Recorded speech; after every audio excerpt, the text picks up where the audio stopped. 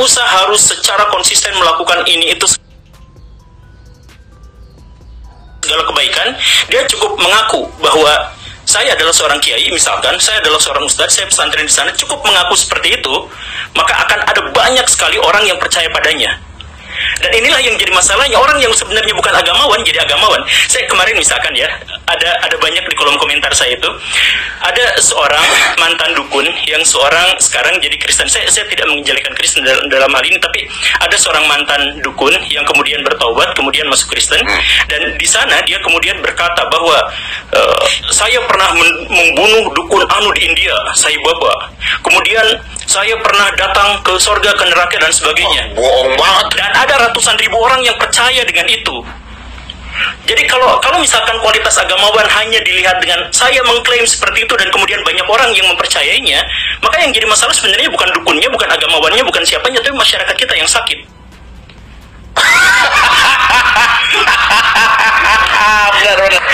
Benar. Iya, benar. Karena kok ya bisa percaya gitu tuh maksudnya? Iya. Kan misalkan semua pernyataan, semua klaim dari dukun, dari ustadz, dari siapapun itu pasti sepihak kan? Betul. Dan dipercaya langsung kan? Percaya lah. Dukun keluarin duit tiba-tiba dari keluar duit orang pada nyembah dia.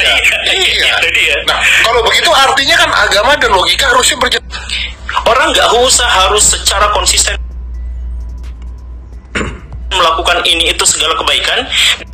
Halo sahabat fakta Bang Pin, ketemu lagi dengan Bang Pin yang terus mengabarkan fakta viral seputar selebritas tanah air yang terus saja bikin berita, dan dengan berita mereka tetap eksis di ranah media. Ya, kita tahu kali ini Deddy Corbuzier masih juga membahas soal dukun, padahal sudah males nampaknya. Tapi ini mendatangkan seorang praktisi agamawan yang sering membahas agama, sains, dan supranatural, yaitu Guru Gembul. Guru Gembul ini adalah seorang praktisi yang dia merupakan juga YouTuber yang sering-sering membahas hal-hal seperti itu, namun secara logika. Dan saat ini, saat di podcast Corbuzier, dia menyinggung soal dukun Kristen. Karena selama ini dukun memang identik dengan Islam, dan banyak dukun yang menggunakan atribut-atribut Islam untuk kepentingan menarik para pasien dan masyarakat. Dan dengan kesaktian-kesaktian abal-abalnya, mereka menggunakan simbol-simbol agama.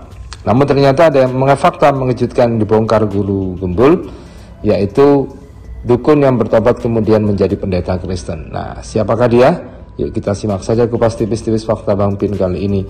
Like, subscribe, and komennya ditunggu, dan jangan lupa selalu ada doa dalam setiap lentikan jarimu.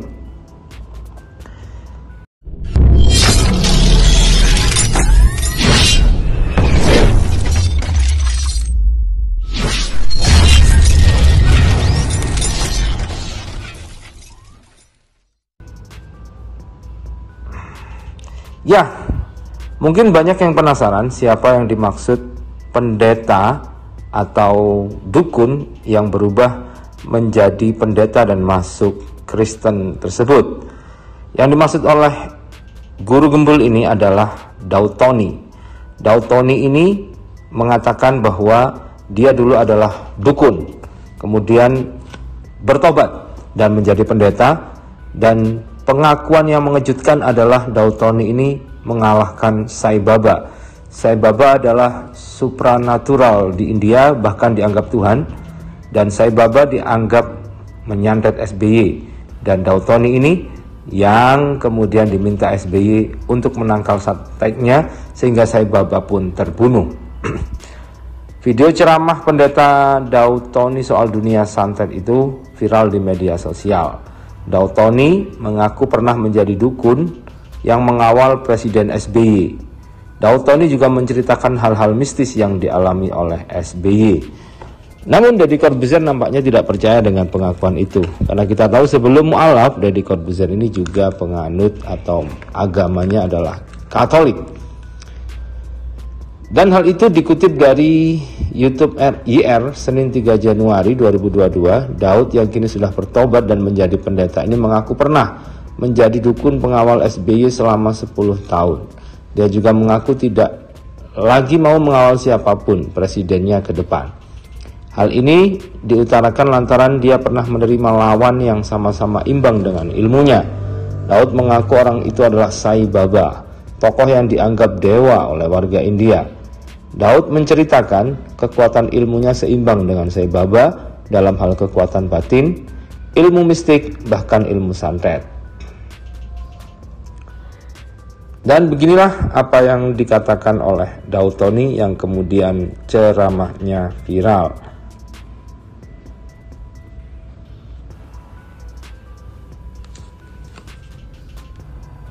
Hancur lebur, untung bukan rumah saya. Waktu itu saya doa, dalam nama Yesus, des, lawan mati. Kalau lawan mati saya tahu, terasa, des, putus nyawa. Selesai tugas. Jenderal, siap. Tolong dicek di India. Target selesai.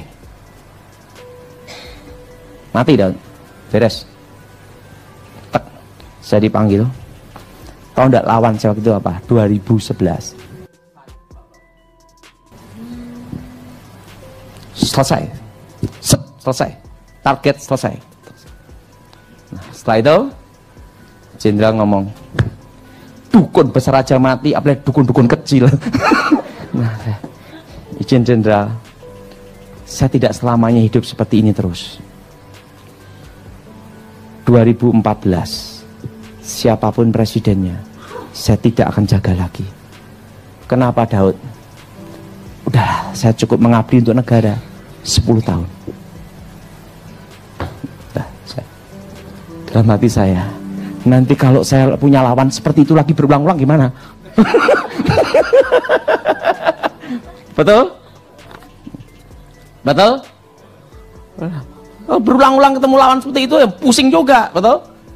Nah, Anda kemarin berapa minggu yang lalu ada pengusaha, salah satu orang terkaya di Indonesia dan di Asia, nomor berapa pokoknya, dia ketemu saya. Daud, dia yang selama 10 tahun yang bantu saya waktu pengamanan presiden dulu untuk saya operasi keliling jaga itu. Daud, 10 tahun kamu menjaga presiden, 10 tahun kamu mengabdi untuk negara. Sekarang sudah waktunya aku memberitahu kamu. Daud, mau enggak kamu jadi gembala? Kamu tunjuk gedungnya, saya beli. Tinggal kamu tunjuk aja. Kamu pilih mana? Kamu dirikan gereja. Kamu jadi gembala, jadi pemimpin umat. Saya kasih semuanya. Sponsor. Hari ini. Bukan janji. Hari ini. Saya tulis. Beli gedungnya langsung. Surat semua izin saya urusin. Bapak, saya bukan panggilan jadi gembala. Saya tidak akan dirikan gereja. Kenapa Daud? Karena tangan saya penuh dengan dosa dan penuh dengan darah. Saya tahu diri Bapak, saya tidak akan jadi gembala dan tidak akan mendirikan gereja. Loh kenapa Daud? Saya terlalu banyak berdosa. Kalau Tuhan masih beri kesempatan saya untuk memperbaiki hidup saya, itu sudah bagus. Benar. Ini hari ini loh Daud, langsung saya tanda tangan ini. Cek. Gedung mana? Lunas. Anda.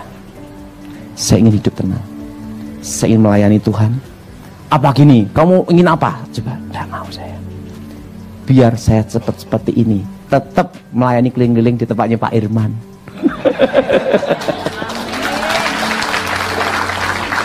Amin. Saya tidak mau. Karena waktu Yesus nemuin saya, dia berkata, Daud, kamu tidak boleh jadi gembala, karena engkau kupanggil untuk memberitakan Injil. Waktu saya bertobat, saya ketemu Yesus sendiri. Saya tahu panggilan hidup saya. Tidak mau jadi gembala. Dan waktu itu saudara, ini pengusaha, salah satu orang terkaya di Asia. Kamu tinggal ngomong, tinggal tulis. Kamu apa? Kamu mau bisnis apapun saya bantu. Saya tidak mau. Saya diberi kesempatan. Kalau saya bisa kembali ke masa lalu, saya akan memperbaiki masa lalu. Tapi saya tidak mungkin kembali ke masa lalu, gitu. Saya hidup untuk sekarang dan masa depan. Jadi lebih baik ya saya memperbaiki hidup saya. Untuk menebus kesalahan di masa lalu saya tidak bisa. Hanya Tuhan yang bisa ampuni. Tapi setidaknya Bapak mengurangi dosa itu tidak bisa. Tapi bisa memperbaiki. Yang bisa mengampuni dan menghapus dosanya Tuhan. Saudara, satu hal, selama kita ada kesempatan untuk berbuat baik, lakukan. Karena ada waktunya kita tidak ada kesempatan lagi. Betul? Nah, itu saudara. Jadi kalau saudara menghadapi santet seperti